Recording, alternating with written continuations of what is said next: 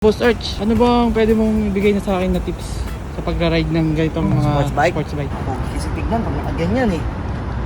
Pogi eh, no? Hindi lahat ng corner kailangan nyo lukuran. Hindi po simbahan yan. Hindi po lahat ng corner kailangan nyo maging pogi. Kasi wala pong mga cameraman dyan. So kung gusto mong bumangking, meron, ulitin natin yun. Kasi magalit yung mga taga Marilaki. Boss Arch, ano yung ginagawa mo ngayon? Hindi mo nakita, nilalawayan ko yung tangke ko. Lilinis ako. Ang kintab na boss nililinis mo Ay, pa. ginagawa nating puti yan eh. Boss Arch, Oh, ano bang pwede mong ibigay na sa akin na tips sa pagra-ride ng ganitong mga Sports bike? Tuturuan kita, turuan na rin natin yung mga Kasiwa Nation. Ano nga bang mga ginagawa ni Boss Arch habang nagmamaneho ng isang sports bike? Nakakita ka na ba ng Kawasaking matitikas na hanggang ngayon umaandar sa Pilipinas? Okay, so number one, laging tanong, masakit ba yan sa braso? Well, totoo, masakit sa braso ang sports bike na sumpa at tiis guwapo. So, paano nyo maiiwasan ng pagsakit ng ganito? Well, kaya po may tinatawag tayong tank pad at tank grip kasi kung di mo ikakapit yung legs mo sa tangke, yung lahat ng tension nasa braso mo lang. Iipitin mo yung tangke para hindi lahat ng timbang sa loob ng braso mo. Eh boss, ano ba yung ibang sakit sa katawan na nararamdaman mo? My back! Oh, my back! Yan, sabi ko sa inyo, kung magkaganito kayo, dapat mahilig kayong uminom ng alaksan. Ito naman, ang balakang, di ba? Hindi dahil matanda tayo, hindi dahil sa ganun ha, talagang pag nakayuko ka sa long ride, talagang mararamdaman mo siya eventually. Bakit? Ang totoong proper position ng sports bike is, kaya ito nakalubog, kasi dito yung baba ng helmet niyo. Ito yung tuck-in position niya. Ito yung pinaka-mas komportabling way when you're riding a sports bike. Racing? Ganyan talaga siya, racing siya, kaya nga sports eh. So ganyan nakapatong yan, tapos yung helmet mo, kung mapapansin mo, sukat na sukat yan sa windshield. Ingat ka lang, kasi yung viewport mo, gano'n na lang kaliit.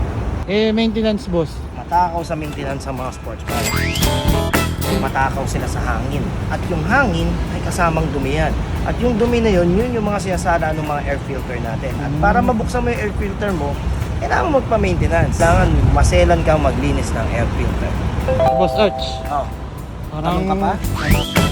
Parang bigat eh. Bigat. Ay, kung ayaw mo lang mabigat, mag-bike ka. Normal ang pagiging mabigat sa mga motor, kahit anong motor pa yan. Lalo na kung ang motor ay lagi mong tinitimbang ng naka-angle. Mabigat yan. Kasi lahat ng timbang nasa left. Pero pag sinakyan mo ang motor at nakuha mo yung center of gravity niya, na naka 100% center align ka, hanggang yan. Kasi yung weight evenly distributed left to right. Pag lumiliko ng ganyan, konting throttle, biglang preno, at yung footing, wala rito sa unahan, nandito sa likod usually, GG to sir. Exact. Tataog talaga yan. Magaang ang mga sports bike, akala nyo ba? Mukha lang siya mabigat dahil yung position mo is very awkward. Advisable ba na may back ride ka sa Mm. sports bike? Chick boy. Okay. Advisable ba? Well, yes and no. Yes, kasi ang ganda tignan pag magkasama kayo ng asawa mo or girlfriend mo, nakasakay kayo sa sports bike.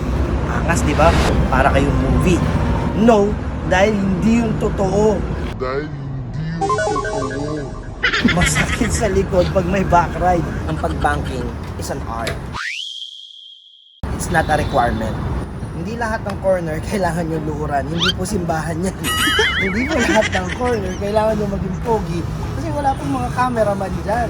Ikaw, kaya ka bibili ng sports bike para bumangking, eh I suggest gawin mo yan sa racetrack.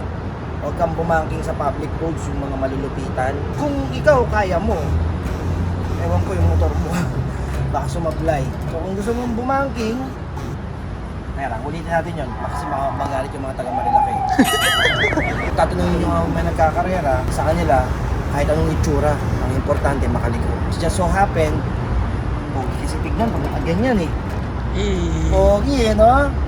Pero hindi siya advisable sa lahat ng liko gagawin mo. Kaya ang pagbabangking, para lang yan sa tamang lugar. Boss, malapit lang sa binti mo. Mainit ba sa legs to, boss?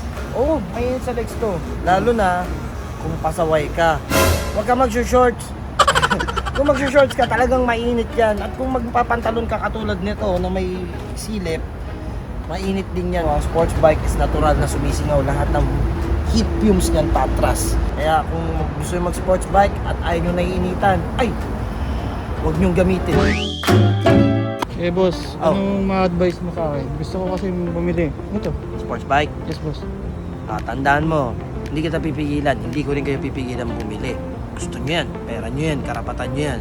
Pero sinasabi ko sa inyo, hindi para sa lahat ang pag-i-sports bike. Marami na akong kilala na bumili, napugian, at after 1 month or after 2 weeks, binenta. Sayang naman. Kaya make sure na bago kayo bumili ng mga ganitong motor, kilalanin nyo muna yung sarili nyo, kilalanin nyo yung motor, para ma-enjoy nyo at hindi masayang. Nakakita ka na ba ng Kawasaking matitikas na hanggang ngayon umaandar sa Pilipinas? Pwedeng pang forma, pwedeng pang karera, depende sa'yo anong gusto mo na pa-forma. Nakakita ka na ba